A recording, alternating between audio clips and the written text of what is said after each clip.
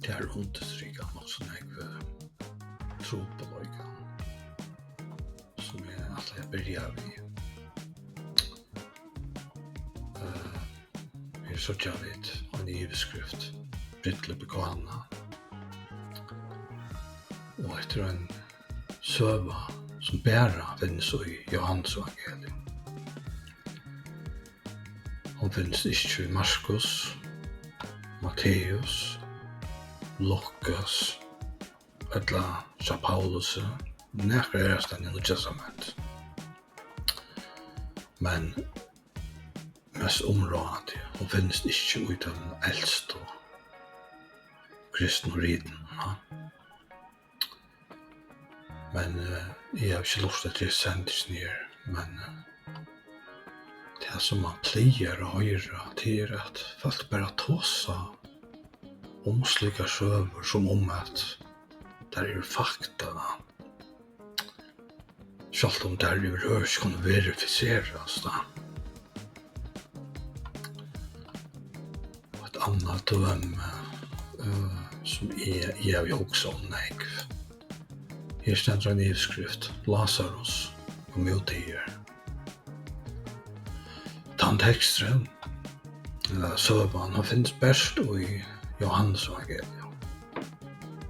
Det här är sam tropolösna. Skvätt i tropolösen ju och att hon inte finns i den äldste riten. Att hon alltså bara det här är en tropolös. En annan tropolös att hon inte kan verificeras. Och här är det tropolökar till att vara ett efter att hin alltså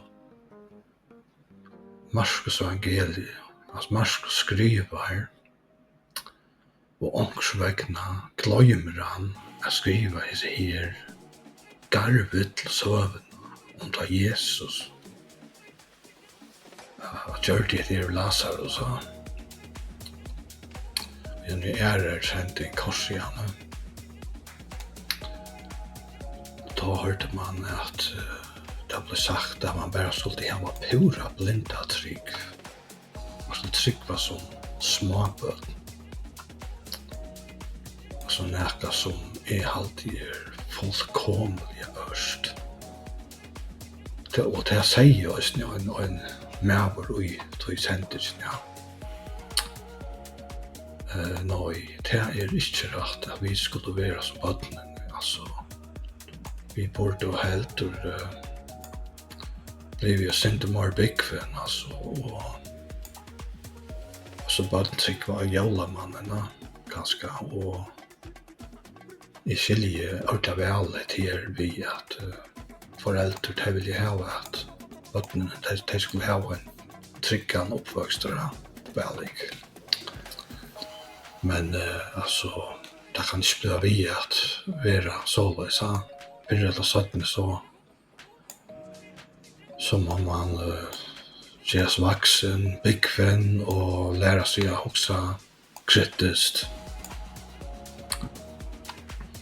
Men det är en liksom alltså man helt alltså inte också nog kritiskt. Jag vet inte om det doktor efter snär. Mel Gibson och Joey Rogan och The Shroud of Jesus. Så det är rätt att käka om ett glädje som Jesus var i gröven, ja.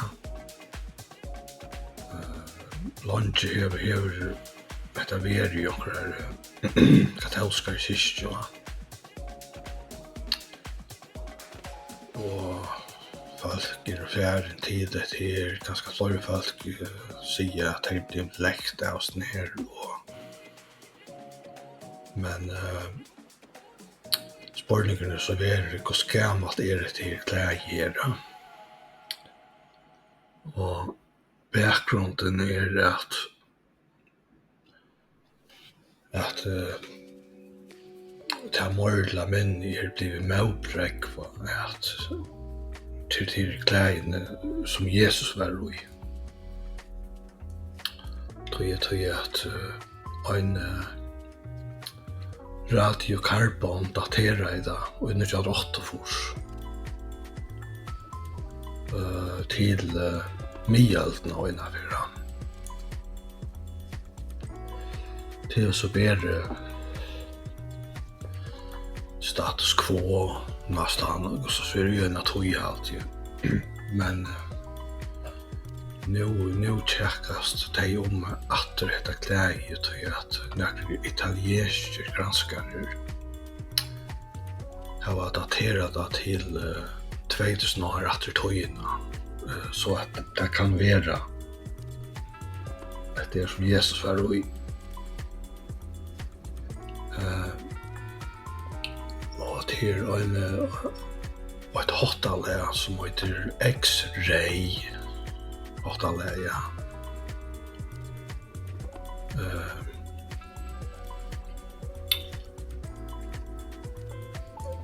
Och här är röjsen också vi som kläden och att man ser anlitet av Jesus och atry och kroppen och allt möjligt då.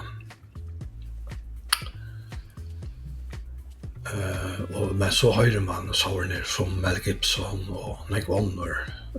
De trykker bare pura blint på det, men så spørningen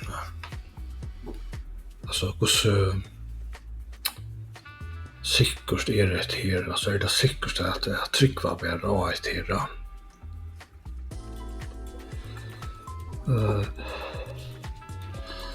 Og ta alltså hvis man också röjnar också har sin bevissthet tar svärden nöj. Alltså du har några italienska granskare som säger sig ha ett helt nytt hotelläge. Och som tar kalla X-ray också. Som tar ha daterat det här vi.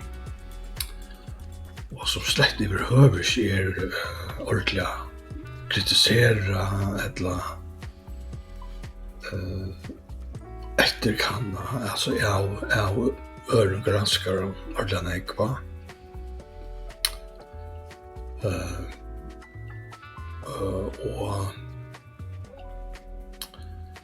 Och herren, då jag nämnde radiokarbon dateringa, så har man också hukt efter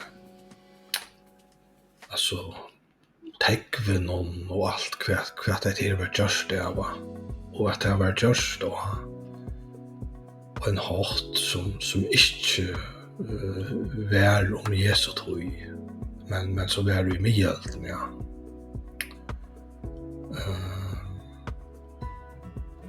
Och som folk som trycker på det här och sen säger till att det är pura möjligt att endurskapa det har nutiden, ja. De säger att akkurat måste småvara färre fram. Men självt om det är endurskapa, alltså det är flera runt att göra vis ner. Som har alltså endurtid till.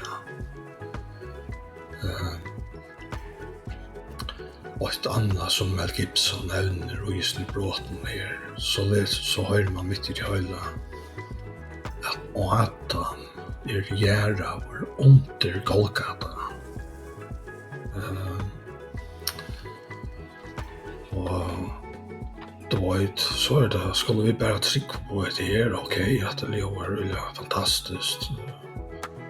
Och Mel Gibson tycker att trycka på det. Men så hvis man bara brukar ett center av tog och orsko på det här, och så finner man fram till att jötar säger att Adam är i the cave of the patriarchs. Patriarksgröven någonstans i Hebron. De tycker att han är järavor här. Och vi tar vanka bøynagrind som kan kannast. Det ville bli ser och avvärt att säga att jag en 1930 år gång bojnakren ser ut. Så det så näka som man granskar slett inte få äkom till. Så det inte fram med att kanna det här.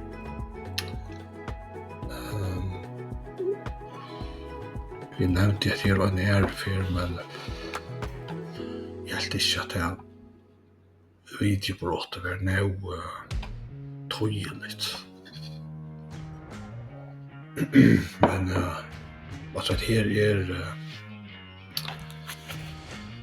hvis jeg skal nevne noen bøker, at her en bøk jeg aldri snakk.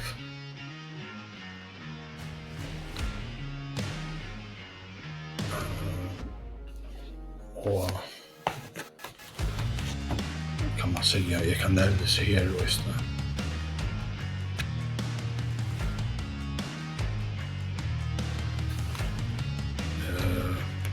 Bara i time och bara och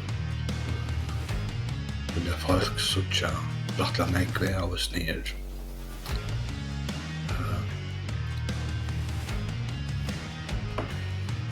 Så vi tycker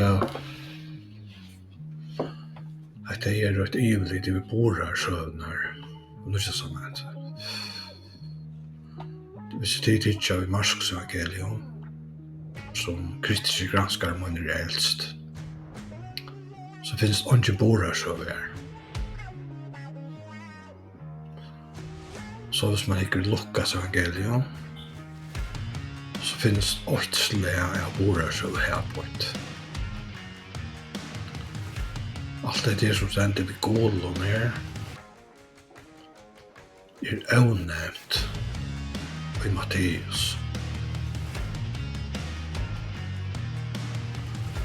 Så hvis vi tycker Matteus så tycker vi söner och vismänner, flutjarna till Egyptarnas vattnadrap.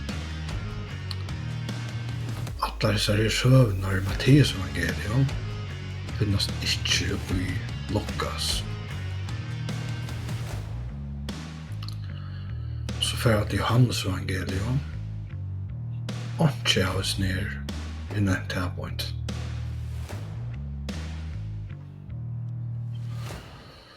Så nu också lika som att mer att nämna månerna och texterna.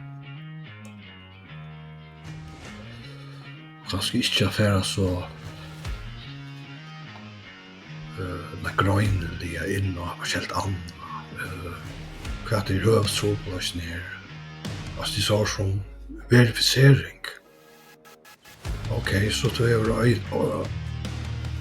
en rid som nämner det här. Så ett annat rid i Nya testamentet som nämner allt det här.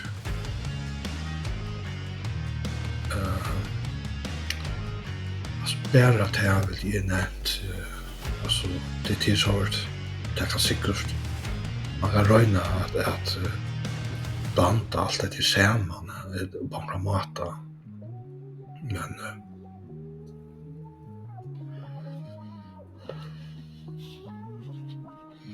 det är som två alltså fullständiga imager texter om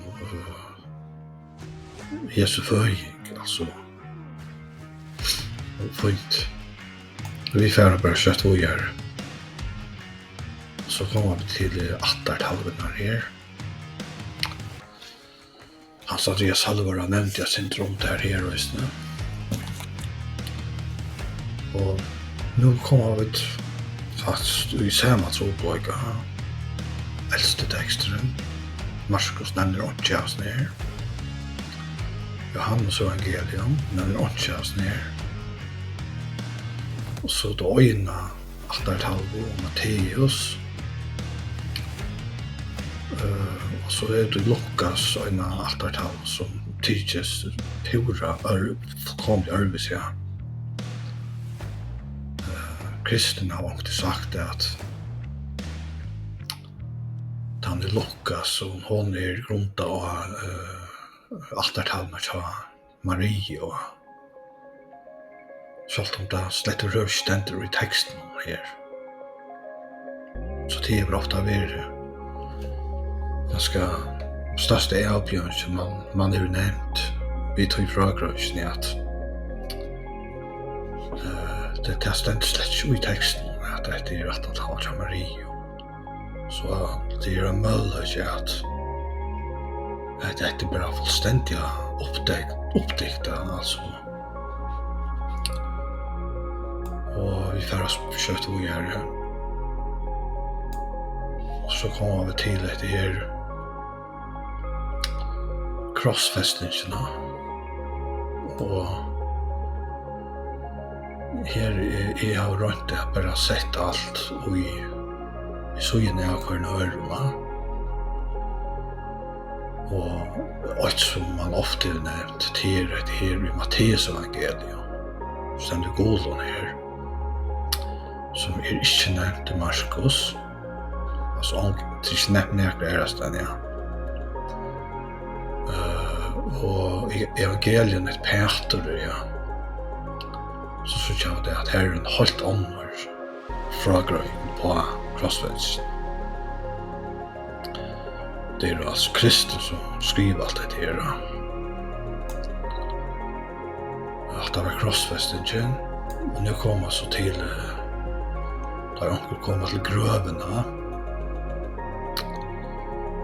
Som måste han stända att det var Maria Magdalena, Maria Mor Jakobs. Här ständer Maria, Maria, Ter. I Johannes evangelium ständer bara Maria Magdalena. Så ständer förstås Markus här. Men i Matteus evangelium så ständer också helt örvus här. Som är rättliga olikt. Och allt det är vid gålen här då, det är så som man också är quizar alltså örvus ut. Och lika mycket kvart saudara. Jo, tar så för in i grön så en unga man i Markus evangelium. Matteus evangelium.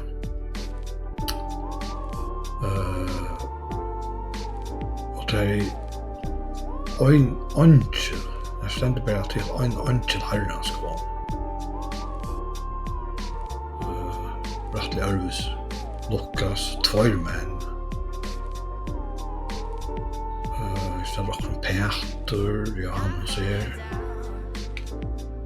Som sådär Johannes här allt gott till att det finns slätt nära stan, ja. Så det att tröna kom i Arvis så i evangelium med Peter. Så kommer vi till himmelsfärder. Och det visar sig att en himmelsfärd finns då i Markus evangelium. Men självt om det inte vi mest alla ställen så finnes det hans övan inte i äldste handskrift. Så alltså man är ordentlig till att inte att fästa sig för nägg vid hans övarna. Alltså det finns inte i äldste handskriften. Så kommer vi till Matteus här. Och det ständer inte på en lös Matteus att Jesus utlägger så. De såg Jesus färda till hemma. Alltså. Men här ständer det döme sig att lärsvänner som färd till Galileo och möta Jesus göra. Och här möta då så resa istället. Då skulle möta Jesus i Galileo och söva han ändrar här i Galileo. Point. Så så vi først fer til Lukas 24. Så stender at tar skulle halda seg kvirrar her i stegen, altså i Jerusalem, inntil tid vi har utklett kraft fra de høy. Så nu stender han ikke om at han skulle være Galilea.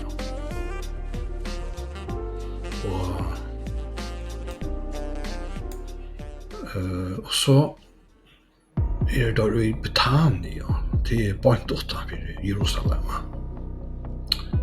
Her møtes så Jesus, og så stender det at han var signet og alt det her, og så fører han til himmels.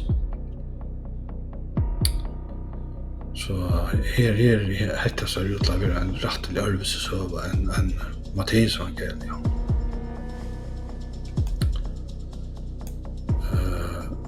Og himmelsferien i Johannes evangeliet, det stender helt ikke her bøyløs at han fyrer til himmels. Men det er ikke som at han fyrer til himmels og i Jerusalem.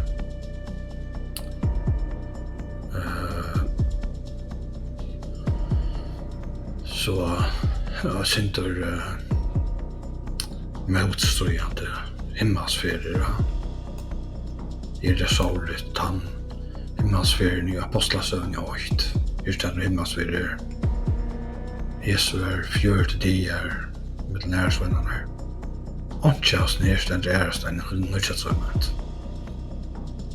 Nå, hva vi gjør, og det upprøsnar søvera.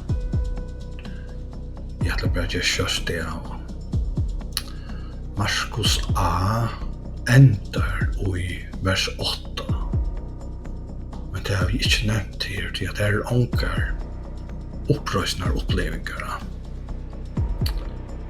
Så jeg får bare direkte vojer til Markus B.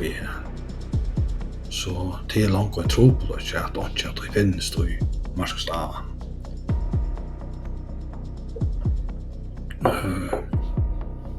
Vi sutja forskjelligt her, altså. 500 prøver i sen stender også her. Det finnes noen gærastan her. Her stender at Kefas at det var 12 sauan og så hørt. Her stender oppberes for den 11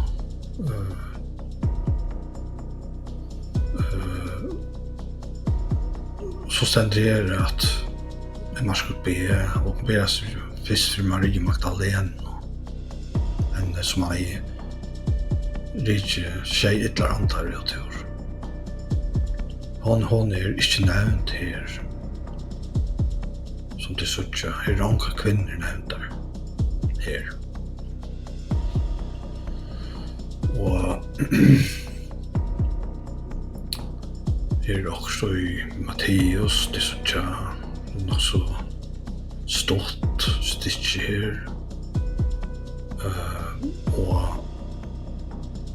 atter at her vi Galileo, som vi nevnte i Johanne, her skulle ta suttja med,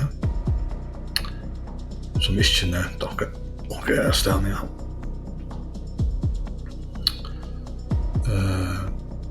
Her nevntest Markus B. Han er en øre løyke for tvøymon av tøymon. Jesus ber seg for tvøymon. Øyla stort søve her, og så synes jeg at Lukas og hun er øyelig lenk. Ja, faktisk for her til og vi synes at I stender søve om at Jesus har tid nække etan her etter Lukas. Og tar gående styrkja stokken fisk og sindra hundars. Det stender ikke nække ærastan. Men så det særlig, så kommer til Johannes her. Her kommer fullkomlig ørvis søve om det Maria, hon kommer till gröven, hon heldur att och som hon sa var orsakarsmävren. Så det är något som är fullkomligt örvelse. Så det är också som här stannar lärspännande här, och börjar här, så att allt det här vid godan. Så att allt det här goda här. Det finns ånka ärastan i Nya Testamentet. Jag vill säga inte den äldste kristna handlingen.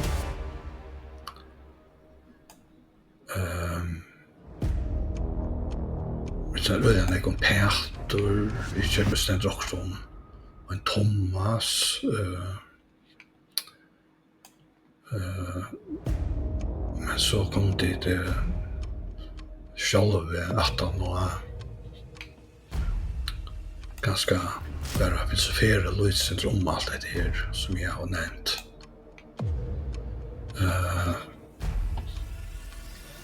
Alltså Ivishipa det här inte gå preg, alltså fyra crossfestage och fyra att jag såg Jesus att han och alltså fyra det som hände vid gröven. Det är inte så lika uppräck tar man hickar och också om verifikation kan nästan texten verificeras den inte och så framvis